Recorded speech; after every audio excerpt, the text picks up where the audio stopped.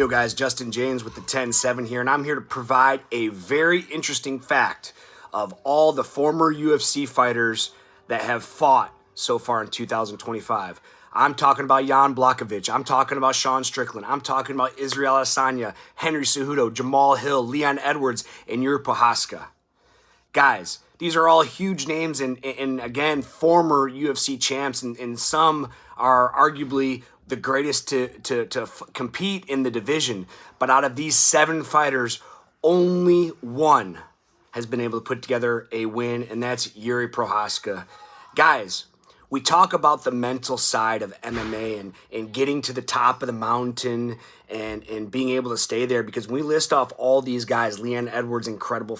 All these guys, Leon Edwards, Jamal, Henry, Israel, Sean, Jan, all incredible fighters. But once you get to that pinnacle of the sport in the UFC and you get to the top of the mountain and you look left and you look right and you look up and you look down and realize that you're at the top of the hill, man, I can imagine it being, and all the effort and energy and heartache and injuries it took to get there, to get the ultimate goal of becoming the UFC champion. I feel a lot of guys, hit this pinnacle in their career and realize that they can't go any higher, and they lose a lot of motivation, and man, just getting there is tough. I always talk about my career.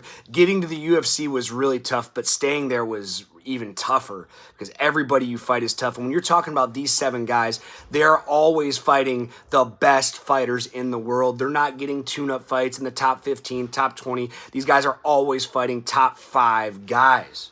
So, like I said, once you get to the top of the mountain, finding that motivation to stay there, I'm sure can be tough for any athlete. And that's why I really think this new generation of fans really need to respect these incredible fighters that have been able to go on these incredible tears for years. And, there's John Jones. He's just had a lot of layoffs. But, you look at like Anderson Silva. He was on a 16-fight win streak, fighting some of all the best the UFC had to offer at the time.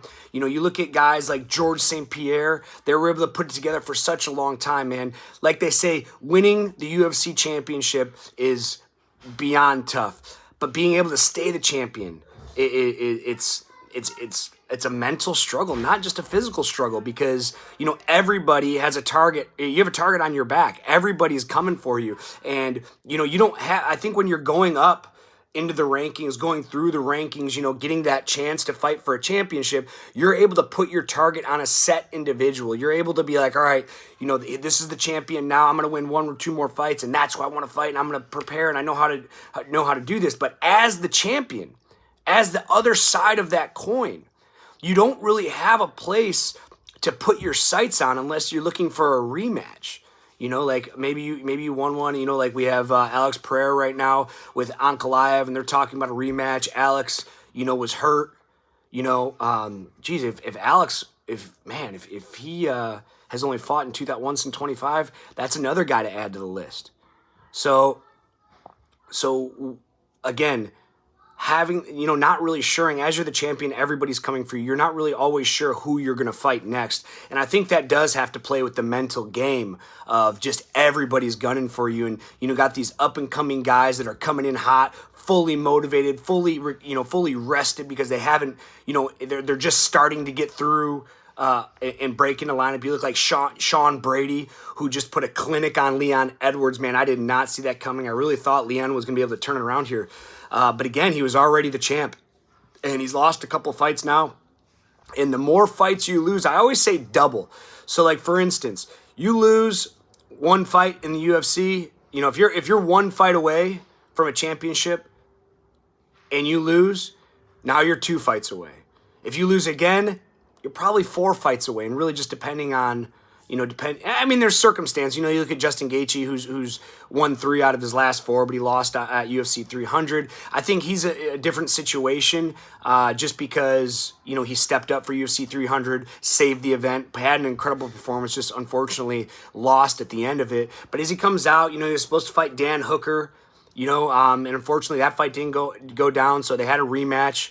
And he won, man, and I think he's warranted for that title shot. But again, getting to the top of the mountain is tough. Staying at the top of the mountain is even tougher. And even being a former UFC champion, you always have a target on your back. Everybody always wants to, as they're coming through the rankings, they want to use you as a stepping stone. They want to use you as a gatekeeper to put on their resume that they beat a former UFC champion before actually getting to getting to the championship. You look at Carlos Olberg. He was on a 7-fight win streak going into the Jan Blachowicz fight, and man, he just beating Jan was really his first credible win. And after that win, I think he's going to be in the top 5, and he's going to be fighting for a championship soon. He's on an 8-fight win streak in the UFC.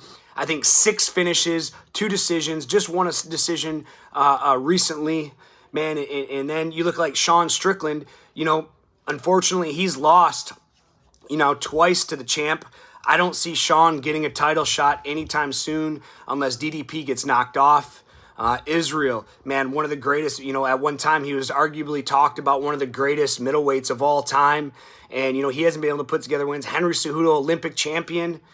Guys, these common MMA fans need to understand the mental gravity of getting there and staying there, because I think you guys just think everyone's a robot and they're just going to show up, man.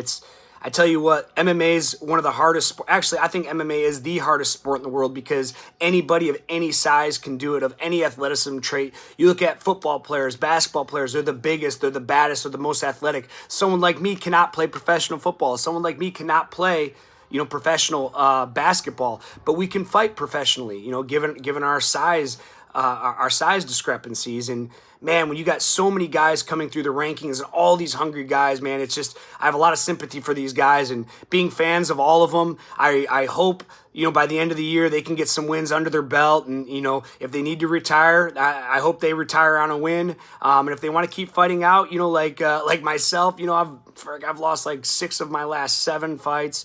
I'm old, man, and some of these guys are getting up there in age, and some of these guys are getting up there in damage, and it's tough to hold together, man. It takes a whole ship. It takes a lot of luck too, man. To win fights, you got to get lucky sometimes, and even just getting through training camp without getting injured. And you talk about Alex Pereira. He's coming into the last fight against Ankalaev allegedly with a broken hand. It's just, you just can't get through a training camp. So give these guys a break. They've put on incredible performances for us throughout the years. Unfortunately, 2025 hasn't treated them very well. Like I said, putting a record of 1-6 between these 7 former champions. Yuri Prochazka, the only one being able to get a win. Guys, what do you think their record's going to be by the end of the year? Tell me in the comments.